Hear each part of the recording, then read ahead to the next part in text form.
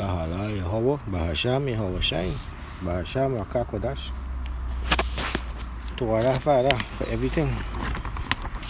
To Allah, Akim, for listening. To Allah, for the apostles and the elders. Continue, to lead us well in the spirit. Yasad again. Quick lesson. Today, being what a lot of people celebrate as Easter. This is the 12th April 2020. Why people are celebrating the Easter, I'm not too sure. In fact, most of them don't know why they're celebrating this or what it is about. So this is a short lesson to see this. So on the screen you see this Ishtar.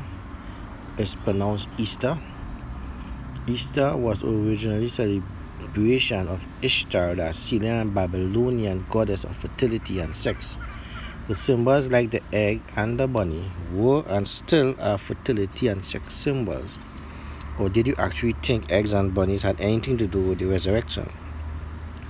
After Constantine decided to Christianize the empire, so you all should really go and do some research on Constantine. And he changed everything to what we know as the modern day Christian now by applying what is known as the Nicene Creed. So you all should check it out.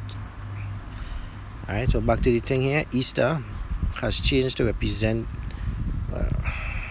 Yahweh Shai, but at its roots, Easter, which is how you pronounce Ishtar, is all about celebrating fertility and sex. Alright, so are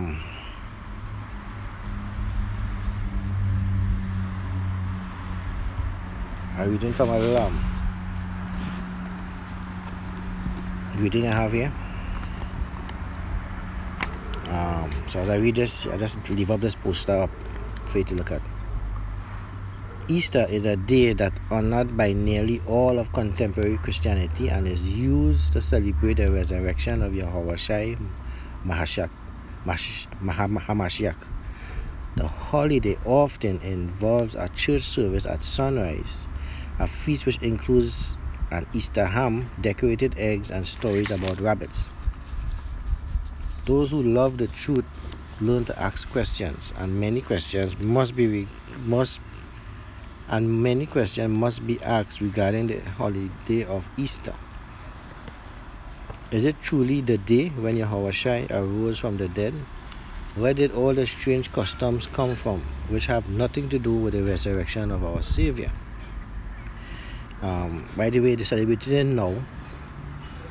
And if you know anything, it's right after he kept the Passover with the disciples is when he was crucified, right? Which basically, the Passover is 14 days after the new moon, which is in the new year. For the current calendar that people use, the new year is January. So if you was to go with their holiday, in this case, the Easter is really supposed to be like the second week in January. So why they keeping it now around April time? Because April time is the springtime. Springtime is always close. It's close to where the new year always is, because when things actually spring to life, because winter everything dies. So that is one way to debug them on this timeline that they have, because they have it wrong. Why they tell you beginning of the year is January and now it's April and they're keeping this. Alright, so going on here, quick precept there. Start off with opening with this, Jeremiah 10:1. Hear ye the word which the Lord speaketh unto you, O house of Israel. Thus said the Lord, learn not the way of the heathen, and be not dismayed at the signs of heaven, for the heathen are dismayed at them. So continuing here, the first thing we must understand is that professing Christians were not the only ones who celebrated the festival of Easter. Ishtar was also known as the Queen of Heaven, which is pronounced Easter, was a day that commemorated resurrection of one of their gods that they call Tammuz. Right? I'm going to get onto Ezekiel 8 just now to show you. Who was believed to be the only begotten son of the moon goddess and the sun god. Does that phrase sound familiar? Who is believed to be the only begotten son of the moon goddess and the sun god? In those ancient times, there was a man named Nimrod who was the grandson of one of Noah's sons named Ham. Ham had a son named Cush, who married a woman named Semiramis. Cush and Semiramis then had a son and named him Nimrod. After the death of his father, Nimrod married his own mother and became a powerful king. Right? The Bible tells us this man Nimrod in Genesis 10:8-10 as follows. And Cush begat Nimrod, and he began to be a mighty one in the earth. He was a mighty hunter before the Lord. Where it is said, even as Nimrod, the mighty hunter before the Lord at the beginning of his kingdom, was Babel and Erech and Akkad and Calneh in the land of Shinar. Nimrod became a godman to the people, and Semiramis, his wife and mother, became the powerful queen of the ancient Babylon. Nimrod was eventually killed by an enemy. His body was cut into pieces and sent to various parts of the kingdom. Semiramis had all the parts gathered except for one part that could not be found, which was his reproductive organ, the penis. Semiramis claimed that Nimrod could not come back to life without it, and told the people of Babylon that Nimrod had ascended to the sun and was now to be called Baal, the sun god. Right? Queen Semiramis also proclaimed that Baal would be present on earth in the form of a flame, whether candle or lamp, when used in worship. So a lot of people, they also have to light a candle or lamp when they go into the church and thing. You see where this came from? Continuing, Semiramis was creating a mystery religion, and with the help of Satan, she set herself up as a goddess. Semiramis claimed that she was immaculately conceived. So, does that sound familiar as well? If you look at the poster here, you see a picture of this woman holding this baby up at the top right hand corner, straight across the top. What does that remind you? Yes, the Roman Catholic.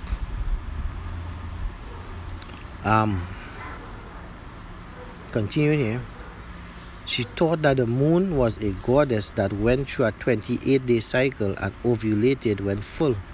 She further claimed that she came down from the moon in a giant moon egg that fell into the Euphrates River. This was to have happened at the time of the first full moon after the spring equinox. Semiramis became known as Ishtar, which is pronounced Easter, and her moon egg became known as Ishtar's egg.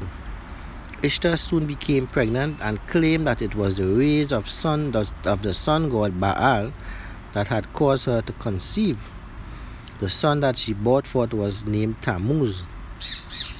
Tammuz was noted to be especially fond of rabbits, and they became sacred in the ancient religion because Tammuz was believed to be the son of the sun god Baal. Tammuz, like his father, became a hunter. The day came when Tammuz was killed by a wild pig. Queen Ishtar told the people that Tammuz was now ascended to his father, Baal, and that the two of them would be then worshippers in the sacred candle or lamp flame as Father, Son, and Spirit. Anything sounding familiar there as well? Ishtar, who now worshipped as the mother of God and Queen of Heaven, continued to build her mystery religion. We have an idea what our religion sounding like so far? The queen told the worshippers that when Tammuz was killed by the wild pig, Some of his blood fell on the stump of an evergreen tree, and the stump grew into a full new tree overnight. This made the evergreen tree sacred by the blood of Tammuz. And this is where Christmas tree came about.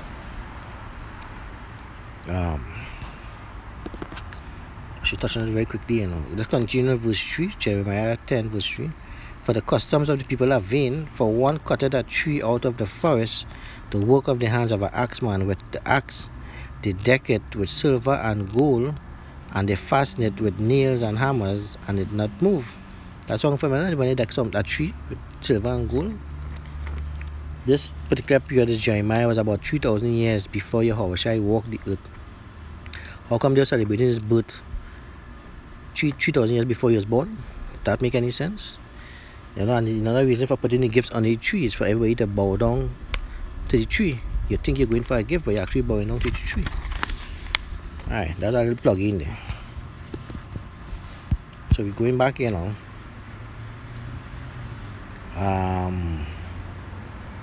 Where's that?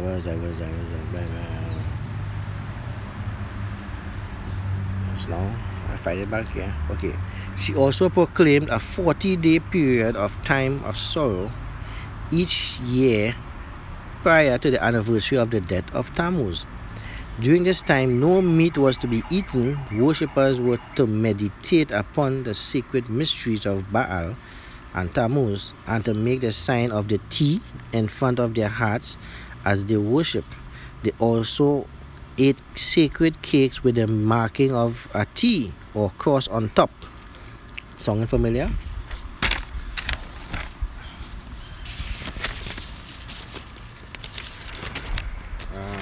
Continue here. Every year on the first Sunday after the first full moon after the spring equinox, a celebration was made. It was Ishtar Sunday and was celebrated with the rabbits and eggs. There's another plug here now. It said the first Sunday after the full moon after spring equinox. So earlier on I said the new year starts at the spring equinox basically, and 14 days after is the Sabbath. I'm sorry, not the Sabbath, the Feast of Unleavened Bread. And you see around that time, just after that time, is when he was actually crucified, which is about 2 weeks after the New Year. So Easter is kept on the first Sunday after the first full moon, which is approximately 3 weeks after the New Year. So it always ties in close to the time to when, if you want to represent when he actually was crucified. So the closer on time, the only thing is that because we follow the moon, it could be what we modern day know as Tuesday or Wednesday or Thursday or Friday. It doesn't have to be a Friday to a Sunday. They always put in a Sunday that he rise, which is not true. Alright, so going forward again, Ishtar proclaimed that because Tammuz was killed by a pig, that a pig must be eaten on that Sunday. By now, the readers of this track should know the connection that paganism has infiltrated the contemporary Christian churches, and further study indicates that this paganism came in by the way of the Roman Catholic system. The truth is that Easter has nothing whatsoever to do with the resurrection of the Lord Yahushua HaMashiach. We also know that Easter can be as much as 3 weeks away from the Passover, because the pagan holiday is always set as the first Sunday after the full moon after the spring equinox. Some have wondered why the word Easter is in the King James Bible. Let me get a quick here. This is Acts 12. Only place it appears, right? Before I read it out, I just want to finish this little thing here, because it tells us that it was the evil King Herod who was planning to celebrate Easter and not the Christians. So it was Herod who was going to celebrate. Herod, who was Herod? Was he an Israelite king? No, he was a Roman king. Now, about that time, Acts chapter 12 verse 1. Now about that time, the king stretched forth his hand to vex certain of the church, and he killed James and the brother John with a sword. And because he saw it pleased the Jews, he proceeded further to take Peter also. Then were the days of the unleavened bread. So you see how I tell you that it ties in close to when the Sabbath, actually feast of unleavened bread is. So he had to wait until that feast of unleavened bread finished. Right? And when he had apprehended him, he put him in prison and delivered him to 4 quaternions of soldiers to keep him, intending after Easter to bring him forth to the people. So King Herod was celebrating Easter, and after Easter he had to bring forth Peter and kill him. Right, so jumping back here now. Where is it here? The true Passover and pagan Easter sometimes coincide, but in some years they are great distance apart. So much more could be said, and we have much more information for you. If you are select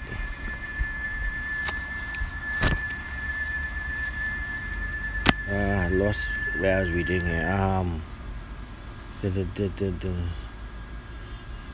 If you are seeker of the truth, we know that the Bible tells us in John 4 and 24, Yahushua is a spirit, and they that worship him must worship him in spirit and in truth.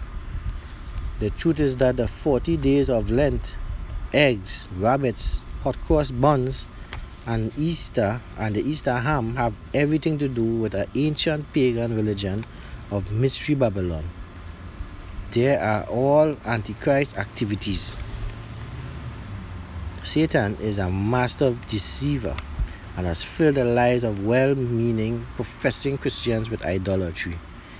These things bring wrath of Yahushua upon children of disobedience who try to make pagan customs of Baal worship Christian. You must answer for your iniquities and for what you teach your children. Let me just see if I have. Let's get a quick piece up here. If I remember this correctly, hold on. I'm going to Ephesians 2 and 2.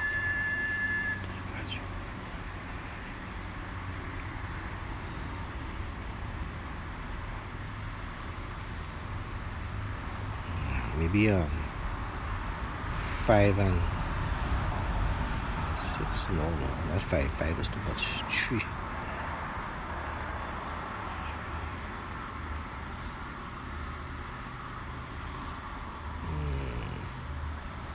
Alright, no.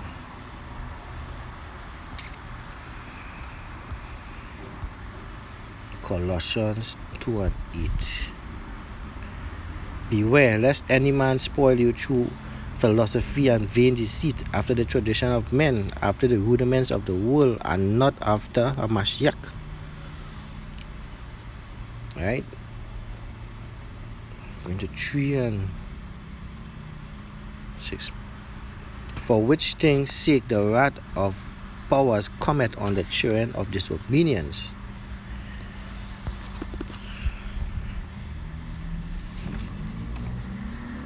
Alright, just to finish off here, these customs of Easter honor Baal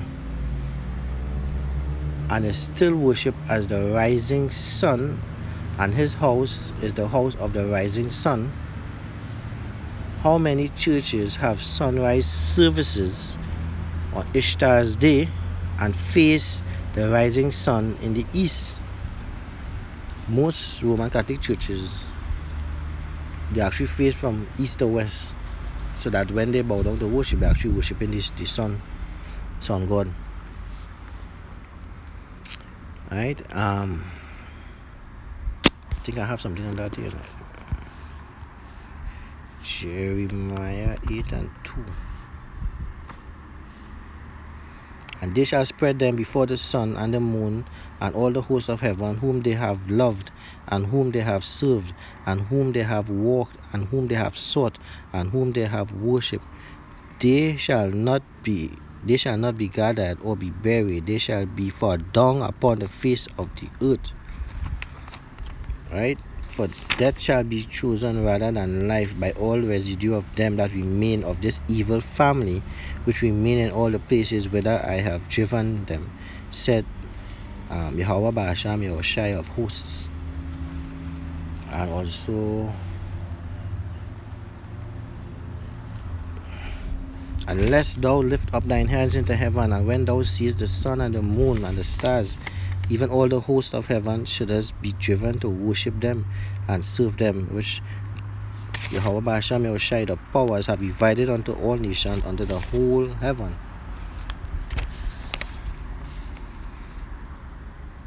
Alright, continuing here very quickly to end off here.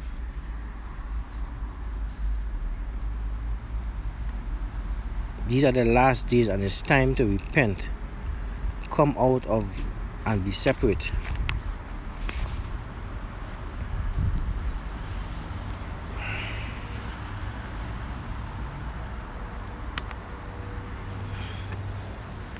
Wherefore come out from among them and be ye separate, said Yahweh Ba'asham Yahushai, and touch not the unclean thing, and I will receive you.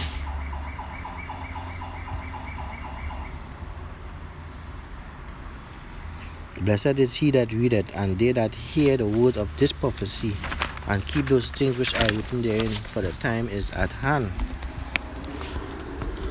And just to end, a couple quick precepts here.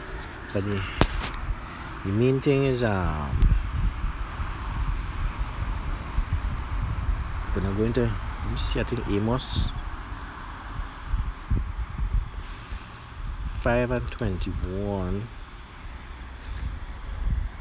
I hate and despise. Actually, before I bring this, I'm going to take Ezekiel 8. Ezekiel 8, and maybe I wonder if we should start here. No, that is when. Let me go straight down to the point. Right, this Ezekiel getting a vision. Right, the Most High telling him,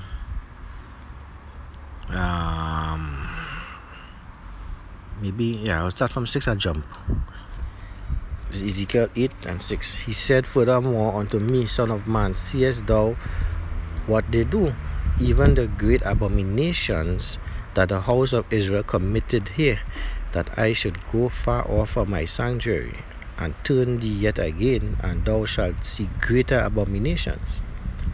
And he brought me to the door of the court, and when I looked, behold, a hole in the wall. He said unto me, Son of man, dig now into the wall. And when I had digged into the wall, behold, a door. He said unto me, Go in and behold the wicked abominations, what they do here.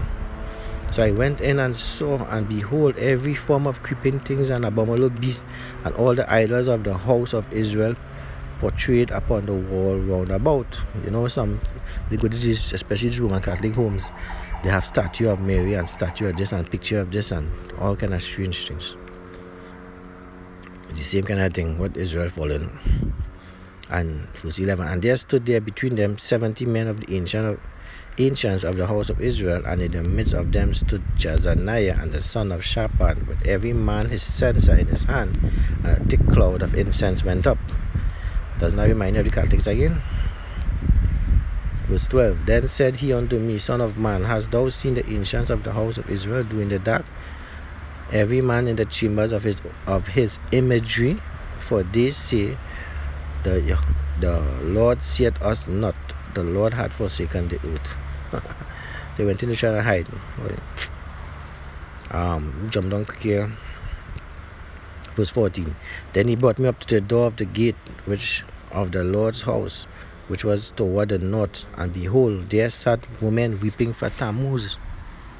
See, they were weeping for Tammuz.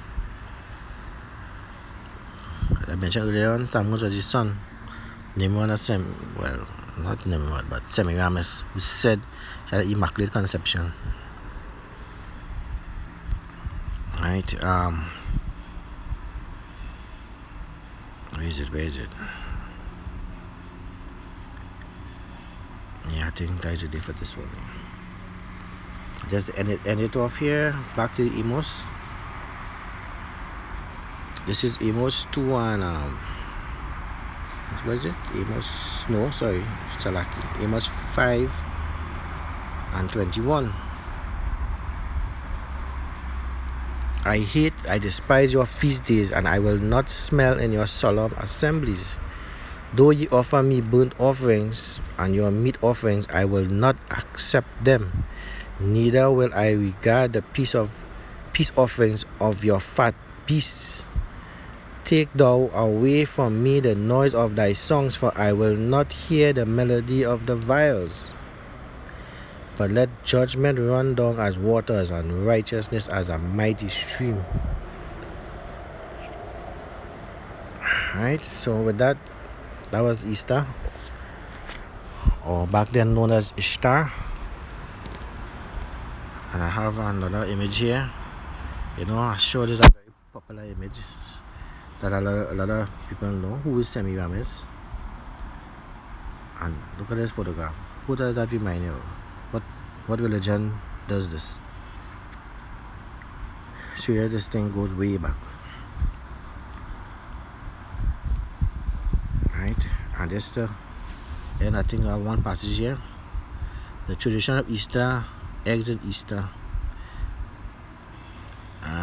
Is it that part I wanted to read? Hold on.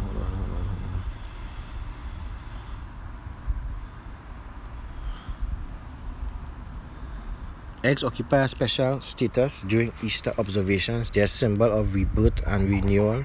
The life bursts forth from this otherwise plain, inanimate object and gives no hint as to what it contains. In this regard, it is a handy symbol for the resurrection of Yahushua HaMashiach. But it is also a symbol that has held this meaning long before Christianity adopted it. So that just shows how they try to tie in this thing to the Israelites' crucifixion and the resurrection. So with that, I just want to say Shalom to the Akyam, and until we meet again, Tuwada.